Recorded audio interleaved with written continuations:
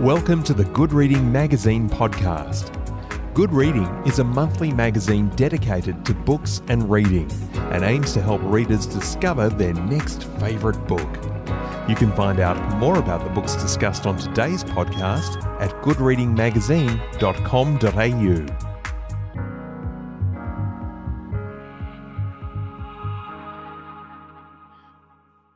The beatings continued as the large gates bearing the ominous words Buchenwald Konzentrationslager were opened, and the men shuffled through them into the camp. One American flight sergeant, who had suffered a badly sprained ankle when landing by parachute, had his walking stick kicked from under his arm. "There are no cripples in here," growled the guard. The airmen had hoped their final destination would be a properly administered prisoner of war camp, but that forlorn hope was rapidly fading, as John Harvey recalled. Beyond the gate, I could see people dressed in the now familiar blue and white striped prison garb of the work gangs. To me, this looked more like a place of internment than a Luftwaffe-run POW camp. At that time, I knew there were civilian internment camps in Germany, although I didn't know any of their names. Perhaps this was one of them. Perhaps it would only be a temporary stopover before the POWs were transferred to a proper camp. This certainly couldn't be Stalag 3, nor any other prisoner of war camps of which I had heard, not with people in striped prison suits and SS guards everywhere. Welcome to the Good Reading Podcast. Colin Burgess has written or co-authored nearly 40 books covering the Australian prisoner of war experience, aviation and human space exploration. Today I'm talking to Colin Burgess about his latest book, Destination Buchenwald. Colin, welcome to the Good Reading Podcast. Good morning to you, Greg, and your listeners. This book, Destination Buchenwald, we're talking about a period during World War II, August 1944, where things were starting to change in the Second World War. What were the circumstances in Europe at that time, and what was the state of the war? The state of the war was that the Allies were moving in on Germany. The D-Day landings took place in June of 1944. There was a lot of disruption, disharmony. The Americans and the Allies were bombing installations such as railways and crossings and factories. They were gaining the upper hand very rapidly. There was a lot of enmity towards them in Germany, and anytime these airmen were rounded up, shot down, taken prisoner, they sometimes received very harsh treatment. And particularly around about the time that Paris was about to be liberated, the Germans were being extraordinarily cruel to those they captured, the special operations people as well as the airmen. And there was a lot of confusion, and the airmen that had been shot down were part of this confusion. Initially, these airmen, and it's a group of 100 or so, including Australian and New Zealand airmen, initially they ended up in Fresnes Prison, just outside Paris. This, of course, wasn't to be their final destination, but from the point of view of the Reich, what was the purpose of that stint in Fresnes? Okay, once the airmen were rounded up, they were taken to the Gestapo headquarters in Paris for interrogation, and the interrogations were brutal because the Germans wanted to know who'd helped them, be it villagers or members of the French underground, and the interrogations and beatings were quite severe. And this was the prelude to them being eventually taken out to Fresnes Prison, where they were locked up for further interrogations. But at that stage of the war, of course, the Allies, they were moving in on Paris, and the Germans had to get rid of these people, not only the airmen, but the collaborators, the special operations, executive people, spies, particularly people like Odette, Samson. They had to get them out of Paris, away from the Allies, and the most expeditious way was to send them off to these concentration camps, one of which was, of course, Buchenwald, and for the women prisoners, they were sent mostly to Ravensbrück. The administration of Buchenwald, while cruel and vindictive by all the accounts in your book, but was also quite bizarre. You relate stories of 18-hour roll calls in minus 15 degrees, but also curious things like a small zoo being created by the commandant, which included the construction of a bear pit. These sort of things suggest something well beyond what we might know as a POW camp. What do you think the purpose of Buchenwald was? Buchenwald was established as a working camp. It wasn't a camp such as Auschwitz, where people were sent straight to the gas chambers. This was a working camp where they worked in a quarry, they worked in factories adjoining the prisoner of war camp or the concentration camp. But Buchenwald was quite an extraordinary place, a brutal, bloody place. There were horrible instances connected with the zoo and the bears. Often, if a prisoner misbehaved, they would take that prisoner to the bear pit and throw him in. And the bears were kept hungry for that purpose. And this poor creature would be thrown in and devoured, much to the laughter and delight of the SS guards, Gestapo guards looking on. But there was also a riding academy where the commandant's wife used to ride her horse around, his riding academy. Prisoners worked hard. They had to get up at all hours of the morning to attend roll calls, which would go on for hours, literally hours. And if you can imagine standing in a parade ground for several hours on a freezing cold winter's morning, dressed in thin pajamas, and you can't even make yourself warm by clenching your fists. If you clenched your fist, that would be seen as a sign of oppression and you would be beaten by a guard.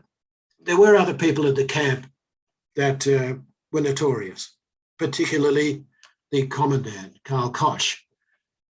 He and his wife took up residence at Buchenwald, and Karl began to use the camp for his own personal good.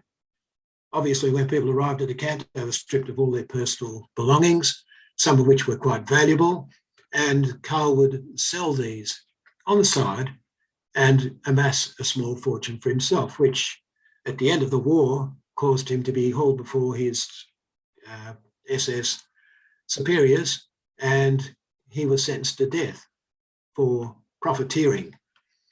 But his wife was also something extraordinary. They called her the Red Witch of Buchenwald.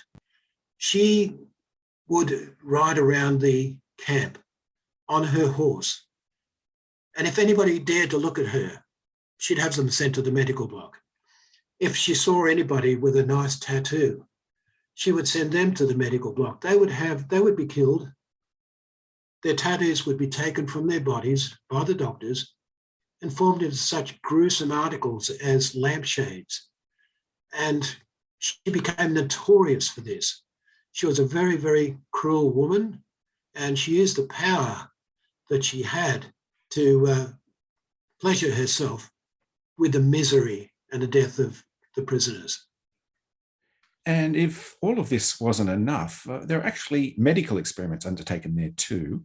It's interesting you cite Dr. Mark Klein, a professor of histology at the University of Strasbourg, who was also interned at Buchenwald, relates the conditions under which so-called slave scientists were forced to work.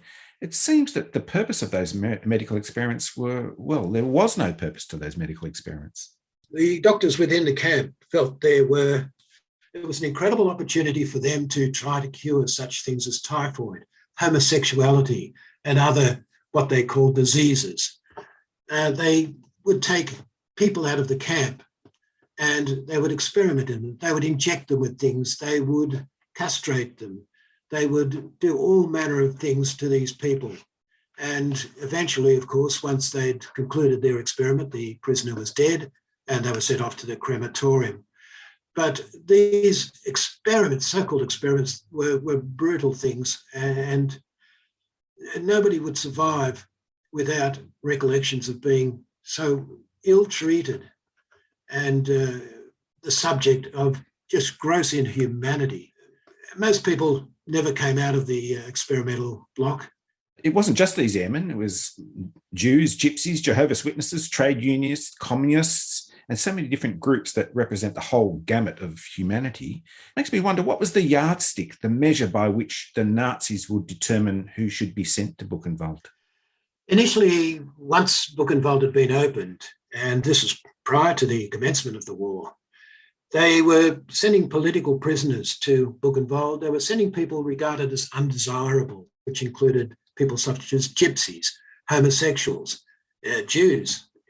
These people were regarded as secondary people by the Nazis. And the camp evolved from that. Once the war began, then they started sending traitors, people from the special secret services, anybody that needed to be placed somewhere where they could be out of the sight of everybody. The airmen in particular, there was 168 airmen who arrived in Buchenwald, and they arrived under orders. And I've got a copy of the orders here, and right at the top, it refers to them as Terrorfliegers, which is terror flyers. And there's a special annotation on there that says not to be transferred to another camp, which in other words meant they had to be eliminated. And the final death toll from Buchenwald is somewhere around 51, 52,000, with 17,000 deaths since January 1945. But the toll on human life doesn't really end there. What were the prospects for survivors beyond Buchenwald? What kind of lives could they possibly lead after such an experience? Well, my experience in talking to the airmen is that many of them survived better than others. Only 2 of the airmen, 168 airmen, actually perished in Buchenwald. They died in the medical or in the hospital centre. The others were released to a prisoner of war camp, Stalag 3, under orders of the German Luftwaffe, who had discovered that they were being held in a concentration camp, quite illegally. But these men had experienced things that no one should ever witness. They saw children being loaded into the back of trucks and gassed. They saw piles of bodies. They had to endure the filth, the stench of living in these camps in huts where people were dying daily of all manner of diseases without any prospect of survival.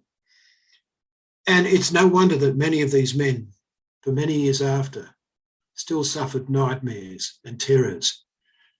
I can recall one gentleman that I interviewed who used to wake up if there was a thunderstorm, and his wife would find him cringing in their wardrobe, clutching a shotgun.